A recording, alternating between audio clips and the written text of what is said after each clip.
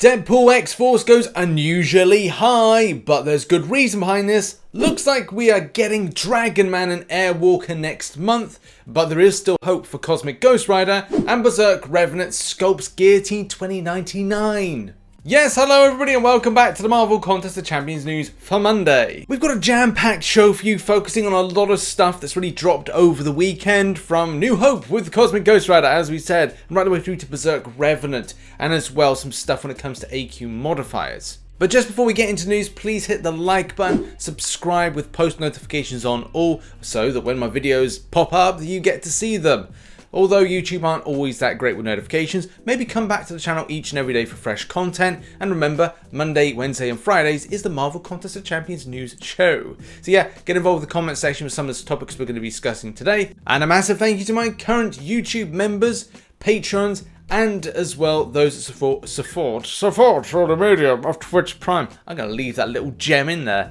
Twitch, yeah, those that support through Twitch Prime, and obviously we've got Amazon Prime, and you can give this free Twitch sub. It doesn't have to be to me, but it massively supports the channel if you can indeed do that. And obviously those that do support and do give the other medium of the Twitch subscription, thank you very much for that. And I will be back on YouTube streaming tomorrow. I'm going to do it now every Tuesdays and every Thursdays, so I look forward to seeing you there as we do the next big journey, and that is a little bit Northern Expeditions, but trying to get at least 3,000 to 4,000 units to do Abyss of Legends. Our first story up is the Contest Round podcast. A little reminder that we've put out episode 26. If you don't know, myself and Dan of Frontline MCOC put this out on a weekly basis.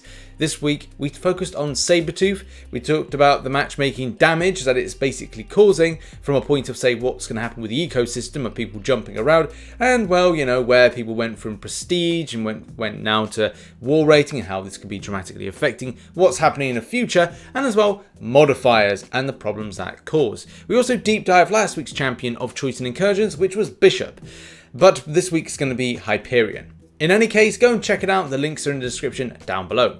One of the things mentioned in the podcast was the changes to AQ modifiers. Now this is something that affected a lot more of those in map 7 than it was to lower alliances. Yes, lower maps were affected in some ways when it comes to maybe the design premise of some of the nodes, but when you get up to the really like top stuff in map 7, it did mean that a lot of players were like, this is just completely unacceptable, and decided that it would probably be best to skip out a lot of map 7 of the last cycle. But it looks like there are some changes that are going to be coming our way. Like, Kabamike says here in this post that there's going to be adjustments. I'm not going to read out the full entirety, but cascading failure is something that I came into contact with very early on when it comes to certain node interactions. If you know the podcast from yesterday, we talked about that, and I think I talked about that last week. And there's a lot of things that are going to be changing with that, so say of Doom, and right the way through to Power to Cower. And yeah, so, and just basically going down to map 7 changes in general, saying replacing Hulkbuster with Iron Man on node 37, Acid Wash Lane Identity for variations 1 and 3, replacing Hulkbuster with Iron Man on node 42, Caustic Temper Lane Identity for variation 2. Yeah, so basically the fact is a lot of these fights had this kind of like a very specific champion thing that if you didn't even have the, well, some of the champions don't even exist. As Dan was saying in the podcast yesterday, the idea that having a champion that has shock immunity and as well can be poison immune and throw up something like a poison damage, or in the case of like doing other things. Yeah, it's just the champion has not been built to deal with the lanes. If you listened to the podcast yesterday, just to explain, myself and Dan did voice our disappointment in Kabam when it came to the building of these kind of things. A lot of this stuff doesn't really go like past the CCP to go, oh, you know, check this out. It's a case it already went in. So we had no idea of the extent of like, well, would this go against the grain of the May Gate general feedback that we had? And the answer was no, it didn't really feel like this was in keeping with a lot of it, especially from an endgame player's perspective. Those that do map 7 and as well just general feeling towards this stuff was like, man, we are really the beta testers in this particular new type of content or new type of node creation, buff creation, whatever you want to call it. The fact is, it's just not good, and it wasn't very pleasant for a lot of players. And it would be nice to see that compensation could be given to those that were affected by this, especially with long fights. If you watch Brian Grant's content, you'll know about the long fights that were involved and the epic amounts of item use, which especially in the midst of a season isn't exactly the best thing in the world. So it would be nice to see, like I said, compensation for those that have been affected, but as well, just a little bit more care of just going, right, we've got this stuff that we built, should we put it out to the player base yet? Or is it a case that doesn't feel in keeping with what we've said we're going to change about the contest in the future? And just go, no, don't put it in if this is going to be what is going to happen. So I hope that there's somebody learning, because with season 19 and stuff like this, it doesn't feel like there's some learning with it. And I don't want to be a guinea pig, and I know a lot of players don't want to be guinea pigs for what is going to be the new type of stuff with Alliance Quest and just future content if it's built prior to the Maygate feedback. Okay, now onto one of the major stories of today, and that is we're going to be getting Airwalker next month, and also we'll talk about the other one in a second, but I'm slightly bummed about this. I'm bummed because I'm like, I would have loved to have seen a different Herald than Airwalker. There's nothing against Airwalker. Airwalker's still like a decent comic book character to put in. Obviously, do bear in mind, this is a Marvel game, so Marvel characters will be put in, and Kabam don't want to kind of give all the best characters out, because obviously, you know, we've got to keep this game running. You know, if we peak too much with the hype, then the game will die out based on like, oh, is the kind of the new big character like Charles Xavier coming in, Apocalypse, you know, Odin, all these kind of big characters still yet to be put in. So it's nice in some ways to have the obscure year if then we're going to hype up for the future. So we'll see what happens with that. In any case, yeah, seeing Airwalker in is a bit disappointing because I would have loved to have seen Cosmic Ghost Rider. I thought it fitted in more with the stories, but I do have this other theory going on, which I'll tell you about in a moment. But DragonMan is the other champion that is going to be put in. Both characters I'm going to do some deep dives of tomorrow, do the comic book history and put you informed about, you know, abilities and stuff to look out for. So we'll do all that stuff tomorrow. But yeah, I mean, for the purpose of these two champions being put in, I am a little bit disappointed. But it seems to be a big push to create more of a story arc or character story arcs around the Fantastic Four, especially with the build up with stuff with Galactus and as well the Heralds been coming in. I've got this really weird feeling that we're going to be seeing a Heralds War at some point, especially with there are a lot of Heralds, and that thing would work quite well. We had the Elders War of, say, the previous Act 6, and now we've got this kind of Karina type element to it. So would the new book, not book 2, but say book 3 down the line, be more of a Galactus or kind of like Herald's War type thing, and what they'll be fighting for, and as well the Fantastic Four having more of a bigger push? Those things that I kind of feel would work quite well with the game, but there's still hope for Cosmic Ghost Rider. It seems all is not lost on the Cosmic Ghost Rider front, with Cosmic Marlins saying to Gabriel Frazera, considering Ghost Rider was rumoured to be the Herald this month among the MCC community, is there any chance we'll get him in the contest at some point? Gabriel Frazera responds with yes.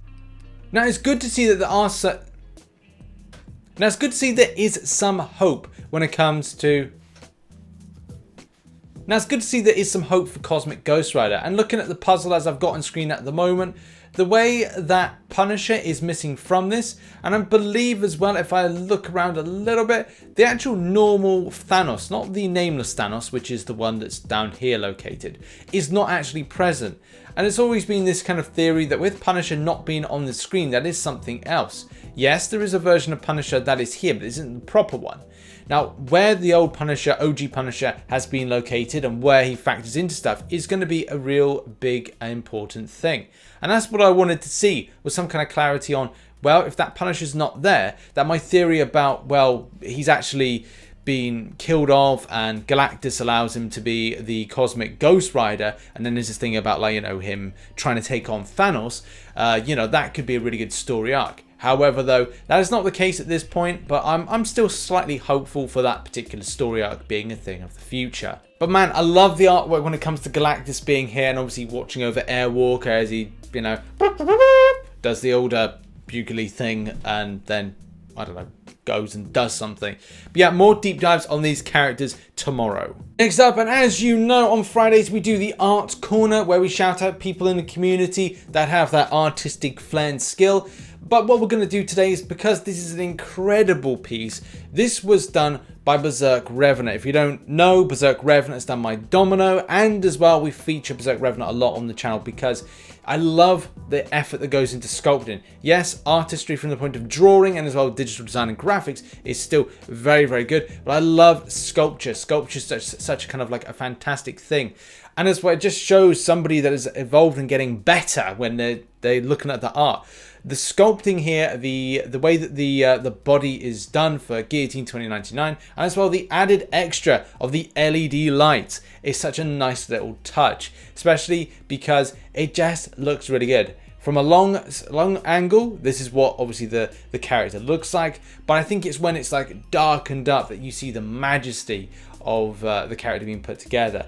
I love this. It is absolutely amazing, and yeah, especially with like the dark in the dark here, you can see with the green of the eyes, you can see that the LED of the chest glowing, and as well with the sword piece with the fleur de la main, the modern version, is just looking absolutely amazing. Fantastic work, Bezerk Revenant. Go and check it out. Links in the description down below. Now on to our final story, which is arena predictions. 2 I've got right, 1 I got wrong. So all the predictions are down below at the moment. The one that I got wrong was the 5-star Deadpool X-Force, which went a lot higher than what I anticipated by about 14 mil, but we'll talk about that in a second. But the other ones, the 4-star ones, were correct, so that was some good news. First of all, thanks to Black Knight for confirming that at position 80, he was able to pick up a Deadpool X-Force for 52 mil. However, though, it wasn't the lowest. With this player confirming a 44 mil take was enough to pick up position 143, so 44 mil. So that's a pretty big steep climb to what I predicted, which I think was about 30 mil. Also, thanks to the gamer MG for confirming that at 2 mil was enough to get Nova, which is obviously what I'm going to go with round 2. Also, great work with Chris, posting position 779 with a take of 5.3 mil. So that went a lot lower, but still, if you followed my predictions, it was enough to pick up the champion, which is good news for those that wanted to grab a 4-star version for that particular synergy with Nick Fury, which I think was one of the key reasons to pick it up. And there we have it, ladies and gentlemen. That has been your Marvel Contest of Champions news for Monday. Lots of things to go over, and as well, hopefully, it's a bit more of a news dump type week because it's been fairly quiet with the game. But we'll see what happens. I've got lots of content to make, from guides, you know, right the way through to just like opinion pieces, comic book based videos, and as well the Iron Man series. So yeah, check out some new content up here, check out some other stuff down here, and I'll see you all very soon. Bye bye for now.